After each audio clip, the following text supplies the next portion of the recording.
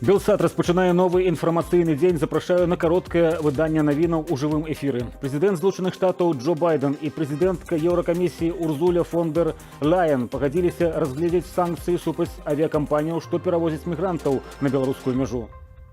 У санкцыйны спіс можа трапіць авиакомпания «Белавия». Разглядается вариант блокирования аренды самолетов для «Белавия» у краинах Еврозвязу. Чем больше самолетов из стран Европейского Союза будут использоваться для перевозки людей, невинных людей, подчеркну, из Ближнего Востока в Беларусь, тем больше вероятность создания гуманитарной катастрофы на границах Европейского Союза и Украины.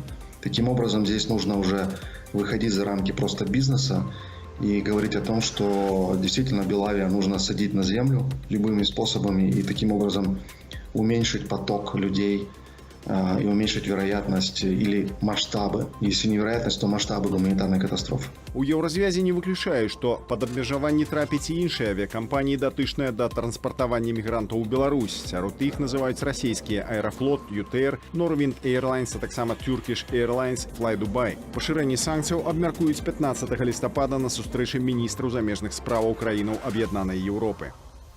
У адказ на ўвядзенне пятага пакету санкцыяў і пагрозу Польшчы закрыць межы ў сувязі з міграцыйным крызісам Лукашенко прыгразіў Еўразвязу перакрыць газ і транзіт. Заява прагучала на нарадзе з кабінетам міністраў. Лукашенко заявіў, што абараняючы незалежнасць не спыніцца ні перад чым. Мы обогреваем Европу, они нам угрожают еще, что они закроют границу. А если мы перекроем природный газ туда? Поэтому прежде чем делать заявление, я бы руководству Польши там и другим литовцам и прочим безголовым этим порекомендовал думать, прежде чем говорить. Польшча закрыла памежны пераход Кузніца 9 лістапада пасля спробы масавага штурму беларуска-польскай мяжы мігрантамі. Міграцыйны крызіс адна з падстаў для ўвядзення пятага пакету санкцыяў з боку Еўразвязу. У абноўлены санкцыйны спіс могуць трапіць каля 30 фізічных асобаў і кампаніяў, у тым ліку міністр замежных справаў Беларусі Уладзімір Макей. І зараз сцісла пра сітуацыю на беларуска-польскай памежжы. Лукашенко заявіў, што прасіў Расію далучыцца да дзяжурства на межах саюзнай дзяржавы. Ноччу 150 мігрантаў спрабавалі сілай прарвацца ў Польшчу, а дзяржаўны памежны камітэт Беларусі абвяргае інфармацыю пра гібель 14-гадовага падлетка курда на беларуска-польскай мяжы. ДПК абвяргае інфармацыю пра гібель дзіцяці сярод мігрантаў на беларуска-польскай мяжы. На раніцу 11 лістапада бліз польскай мяжы застаюцца больш за 2000 мігрантаў. Сярод іх шмат жанчын і маленькіх дзяцей. Цягам сотняў да стыхійнага лагеру прыбылі яшчэ некалькі невялікіх групаў, агулам каля 200 чалавек. Святлана Ціхановская сустракаецца з прэзідэнтам Нямецчыны Франкам Вальтэрам Штайнмаерам. Наперадзе Міністэрства юстыцыі сустрэча ў справах культуры з удзелам Святланы Алексіевіч і Сашы Філіпенкі, сустрэча з няўрадавымі арганізацыямі і бізнесам БМВ, камісіі замежных справаў Бундестагу. Напярэдадні ўвечары Святлана Ціхановская выступіла з 20-хвіліннай лекцыяй пра каштоўнасці беларускага пратэставага руху. Сустрэча адбылася ў Берліне на ўрачыстасці чытання Гельмута Шміта, 5-га федэратыўнага канцлера ФРГ.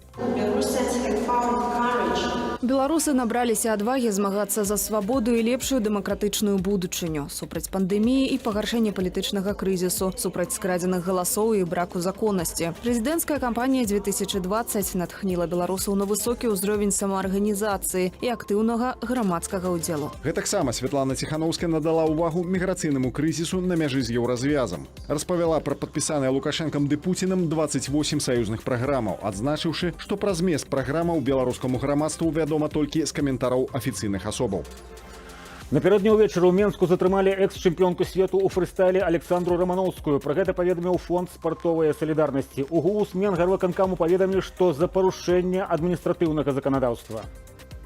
Паводле папярэдняй інфармацыі, машыну Рамановскай спынілі, калі яна вярталася з трэнавання, а затрымалі нібы за непадпарадкаванне законнаму патрабаванню міліцыянта. Александру даставілі ў партызанскі РУС, а пазней перавялі ў ізалятар часовага ўтрымання. Чакаецца, што 12 лістапада адбудзецца суд. Александра Рамановская чэмпіёнка свету ў лыжным фрыстайле. Яна не хавала сваю пазіцыю наконт гвалту і прававога бясчынства, што пануе ў нашай краіне. Пасля выбараў Александра асудзіла гвалт у краіне, за пазіцыю яе звольнілі з рэспубліканскага цэнтру алімпійскага рэзерву па фрыстайле.